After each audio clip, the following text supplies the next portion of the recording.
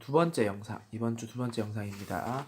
교과서로는 41페이지, 42, 43, 44, 45쪽인데 46, 47 이런 내용까지 포함해서 한 번에 나갈 거예요.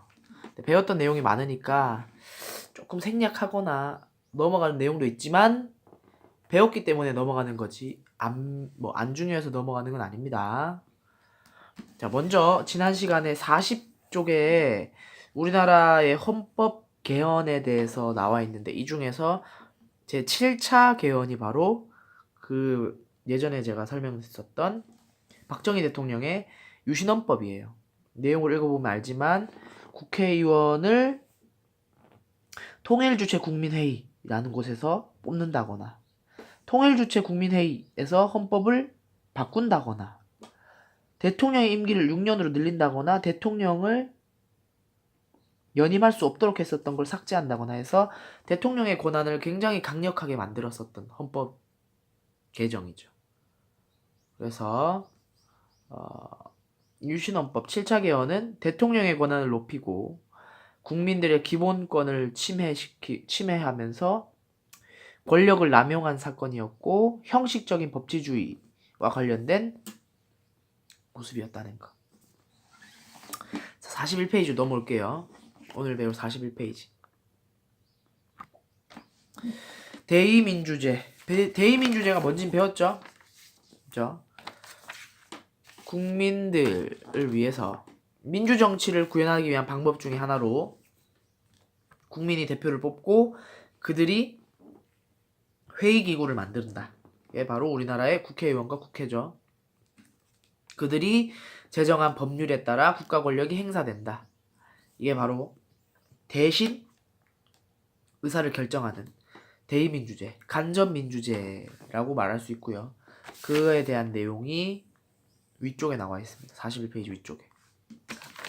그래서 대의민주제가 뭔지, 책임 정치를 실현하면서 국민의 의사를 대변한다. 그리고 대의민주제의 문제점. 첫 번째, 국민의 대표기관으로서 국회의 성격이 약해지고 있다. 왜냐하면 점점 복잡 다양해지기 때문이다. 42페이지 정치적 무관심. 그리고 보완하기 위해 직접 민주제 요소를 도입했다. 그래서 국민투표, 국민소환, 국민 발안 그런 것들을 42페이지 적혀 있는데 역시나 지난 시간에 배웠던 내용들이기 때문에 넘어가도록 하겠습니다. 43페이지 보세요. 자, 그 다음 이러한 대의제를 했을 때 한계점을 보완하기 위한 방식으로 굵은 글씨로 두 개가 나와요. 그게 바로 첫 번째 전자민주주의, 두 번째가 숙의 민주주의입니다.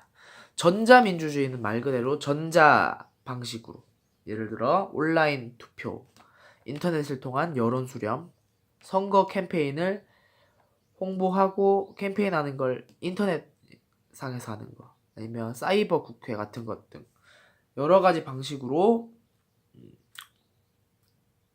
정치적 정보에 대해서 접근성을 높이고 의사소통을 늘리는 방식입니다. 아무래도 직접 만나서 직접 모여서 하면 그 장소에 그 시간에 있는 사람들만 그 정보를 알기 편하지만 이걸 인터넷에서 해버리면 훨씬 더 확산시킬 수가 있잖아요. 그래서 국민들의 정치적 무관심도 해결하고 국민들의 정치적 의사도 정확히 반영할 수 있고, 두 번째로 숙의 민주주의입니다. 숙의 민주주의. 심사숙고하다, 그 숙자예요. 의논한다. 그래서 심사숙고해서 의논한다는 거야. 국민들이 토론하고 이야기를 나누어서 결정을 한다는 거예요. 그래서 공개적인 논증과 토론 방식으로 이런 문제를 해결하면서 정책 결정의 정당성도 높아지고 국민의 의사 반영도 많아질 수 있다. 그래서 이런 방식으로 간접민주주의 대의제의 문제를 해결하는구나 라는 내용이 42, 43까지 나와 있습니다. 그리고 국민투표의 유형이 나와 있어요. 레퍼렌덤이랑 플레비지트라는 건데 제가 굳이 종이에 쓰진 않았습니다. 책에 잘 나와 있어서. 레퍼렌덤은 국민투표 중에 헌법 개정안이나 국가의 중요한 사항을 국민 표결에 붙이는 방식을 말해요. 올해 2018년도 6월에 이제 문재인 대통령이 헌법 개정안을 국민 투표에 붙이겠다라고 말해서 지금 화제가 되고 있죠. 그 방식이 바로 레퍼렌덤 형식입니다. 그래서 뭐 여러분들이 관심이 좀 있으시다면 한번 그 개정안을 한번 읽어보세요. 굉장히 양이 많긴 한데 재밌습니다. 자, 그 다음 플레비지트는 이 통치자의 신임 여부를 국민투표로 결정하는 거예요. 그래서 사람들이 우리의 예를 들어 대통령을 얼마나 믿고 있느냐 이거를 국민투표로 붙여서 자신의 권력자, 통치자의 정당성, 권력을 정당화하는 수단으로 쓰는데 주로 이게 독재 정권을 정당하기 위한 수단으로 사용되는 경우가 많다라는 거.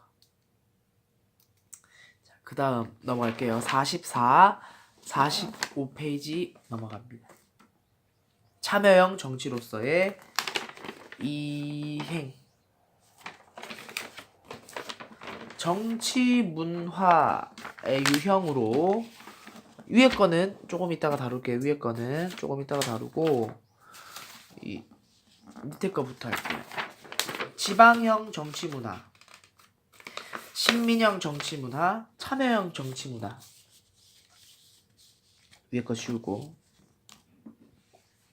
정치를 받아들이는 정치 문화로서 세 가지가 단계적으로 나타납니다. 첫 번째 단계, 지방형 정치 문화. 사람들이 지방형 정치 문화에서는 정치 체계에 전혀 관심을 보이지 않아요. 사람들이. 또 자신이 어떠한 정치적 역할이 있는지에 대해서 관심도 없고 의식도 없는 형태를 알몬드라는 사람이 구분하기로는 지방형 정치 문화라고 나누었습니다. 그 다음 신민형 정치 문화. 조금 더 정치에 관심을 가지기 시작한 거예요. 이제 정치적 문화가. 그래서 정책 결정 집행에는 적극적으로 관심이 있어. 정책이 결정되고 그거를 따라라 라고 옛날에 만약에 그런 법이 만들어지고 정책이 결정되면은 거기에 대해서 사람들이 관심을 가져요. 아, 그런 법이 생겼어? 아, 그런 정책이 생겼어? 거기에는 관심을 가지는데 정책 결정 과정 참여에는 소극적이에요. 이런 정책을 만들려고 하는데 국민들은 거기에 관심이 없는 거예요. 만드는 과정에는. 그래서 지방형 정치 문화에 비해서는 다소 적극적인 관심이 늘었다는 측면에서 조금 더 한 발 앞서 나갔다고 할 수 있지만 아직까지 정책 결정 과정 참여나 자신의 정치적 역할에 국민들이 관심이 없는 것을 봤을 때는 조금 과도기적인 변화가 일어나고는 있지만 조금 부족한 상태의 정치 문화다라는 걸 알 수가 있고요. 세 번째, 참여형 정치 문화.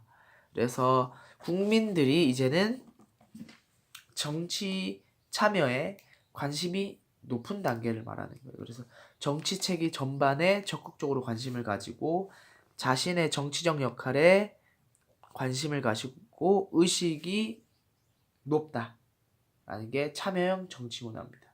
이거를 그림으로 나눠서 표현한 게 바로 교과서의 44페이지 밑에 있고요. 제가 그려놓은 이 그림입니다. 접어서 보여줄게요. 정치 문화의 유형을 그림으로 나타내면 이렇게 돼요. 자, 보이죠? 이거. 자, 전근대적 전통사회.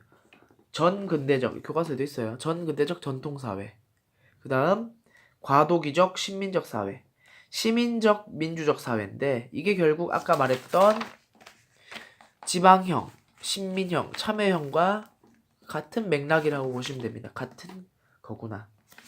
자, 아까 전에 지방형은 정치 체계에 관심을 보이지 않았고 자신의 정치적 역할에도 관심이 없었죠. 그것처럼 정치 체계 전반에는 관심이 없어요. 플러스 마이너스 중에 그래서 마이너스로 표현했습니다. 책에는 소극적이라고 적혀 있고요. 투입 과정, 산출 과정이 뭐냐면 교과서 예전에 배웠습니다. 교과서 이 14페이지 보시면 우리 정치 체계론 하면서 이 그림 다뤘었어요. 기억납니까? 자, 확대를 해보자. 이거 기억나요? 투입, 산출. 사람들이 요구를 하는 방식으로 정책결정기구인 입법부, 행정부, 사법부에 요구를 하면 이런 법 만들어주세요 라고 하면 그래 이런 법 만들어줄게 하고 나왔던 게 바로 산출이잖아요. 그죠? 이 그림이 기억납니까? 그래서 이런 식으로 사람들이 투입에 그러니까 요구를 하는 거예요. 요구를 하는 게 여기서 요구를 하는 게 투입인데 정치적으로 요구를 하지 않고 있다라는 거죠. 마이너스니까. 또 산출 과정, 즉 정책 결정이 돼서 실행될 때도 국민들은 정치적으로 관심이 없구나. 마이너스. 정치적 주체, 그러니까 정치적으로 자신이 앞장서서 뭔가를 하려고 하고 의식을 갖고 있고 관심을 갖고 있냐라는 측면에서도 전근대적 전통사회는 마이너스적인 측면을 갖고 있습니다. 다음 두 번째, 과도기적 신민적 사회. 신민이라는 게 백성이에요. 백성. 신민이란 글자는 백성. 자, 백성, 왕의 밑에 있는 백성에서는 정치 체계 전반에 대해서는 관심을 갖기 시작했어. 이제 정치가 내 삶에 영향을 많이 미치구나 라는 거에 대해서는 어느 정도 인식을 갖고 있지만 투입 과정에서는 소극적이야. 왜냐하면 신민이라는 건 왕이 있는 사회잖아요. 그죠? 백성이니까. 그래서 뭔가 요구를 할 수가 없는 거예요. 하더라도 반영이 안 되겠죠. 그죠? 그래서 이런 투입 과정에서는 소극적이다라는 거. 그 다음 산출 과정. 왕이 이런 거 해라. 혹은 절대적인 지도자가 이런 거 해라. 라고 내려오면 거기에는 사람들이 관심을 가지고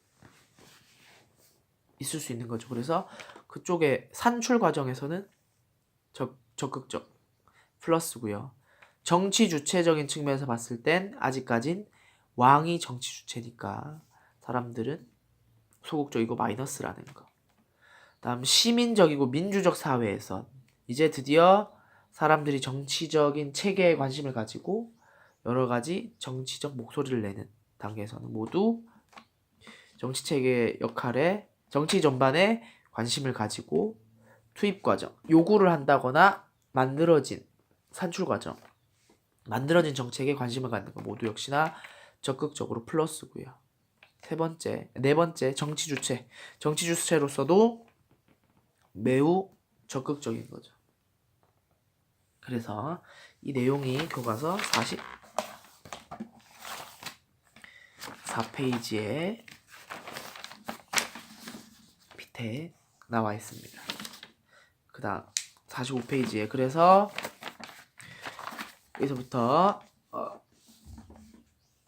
발전된 민주정치를 위해 우리가 해결해야 되는 과제가 나옵니다. 더욱 발전된 민주정치를 만들기 위해서 해결해야 할 과제.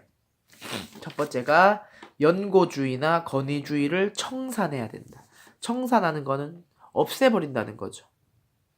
연고주의가 뭐냐? 우리가 말하는 혈연, 지연, 학연 등 나와 연관되어 있는 사람에게 잘 해주는 거. 예를 들어 영주 사람을 뽑아주는 거, 아무 이유 없이. 아니면 같은 성씨이기 때문에 뽑아주는 거, 같은 집안 사람이기 때문에 뽑아주는 거, 같은 학교를 나왔기 때문에 뽑아주는 거, 이런 것들을 우리가 없애야 한다는 거죠.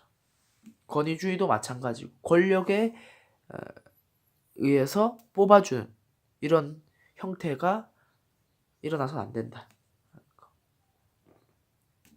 능력 위주로 뽑아야 되고, 두 번째, 민주적 해결 방식을 확립해서 토론과 대화, 타협과 관용의 자세로서 정치를 이루어야 한다라는 내용이 45페이지까지 나와 있습니다. 그래서 오늘은 여기까지 해서 46, 47페이지 한번 읽어보세요. 그래서 47페이지까지 한번 배워봤습니다. 오늘 영상 여기까지 합니다.